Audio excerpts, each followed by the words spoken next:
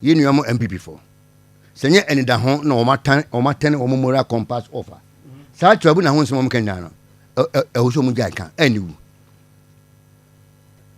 Hansko bia kan se ko kan article 126 and 142. E wo constitution mo na se John. Cases senye antan na ne ma ko su mo. Ene ready for abey. Ene o mu di case kwa fa. Le sa case na so bia se wo de court a. Gene ke besi wo. Kan ne ensane.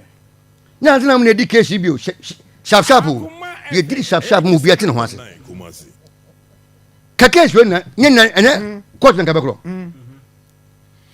Sejon anti na mo je no kwanim aban transe ye nyem lebi fan tachiri yempe retired circuit court judge ni bi ene man fit for ni bi ene obi a woye wolen bia no na wo mo ntena wo mpana ne bi sunya den e ma wo na wo mo mo Marcos Tracia na nka bi a bi team retired judge bi team yes na emna no wo de emna no etenten wo mo ka me se eno kwa be boy bi bibi yemfam na tachiri sabe ya de ombe bia no be fam na kwem